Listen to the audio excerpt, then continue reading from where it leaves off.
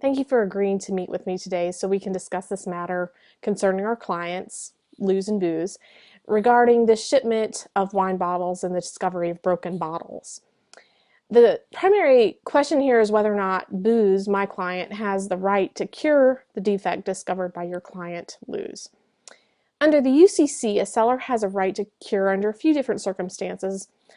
A couple apply to our situation here, one of those being that when time for performance has not yet passed, and another is when the seller has reasonable grounds to believe that the goods would be accepted.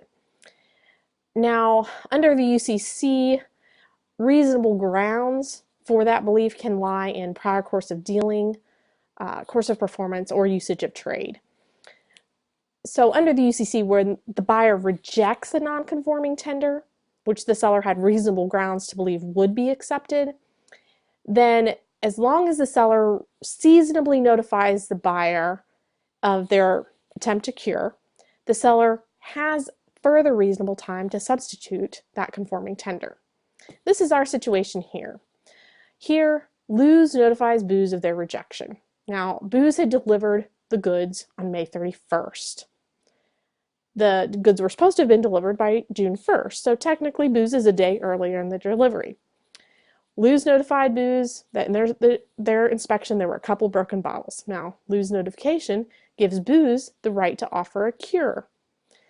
Booze seasonably notified Luz of their choice to cure, and this gives Booze further reasonable time to make that cure. Under the UCC, Booze can claim the right to cure because Booze had reasonable grounds to believe the goods would be accepted, and also because they delivered early, and as long as they could make their acceptance by the delivery date, June 1st, they could make the cure and it would be fine. Now, the second part of that is where Booze has a reasonable ground to believe that the tender would be accepted. Now, this gives Booze further reasonable time to substitute a conforming tender. Now, Booze's reasonable grounds here are based on the industry standard. In this industry, breakage is within the standard usage of trade limits when it constitutes less than 1% of the total bottles. Now, in Luz's inspection, only a couple broken bottles were noticed in the entire 6 cases.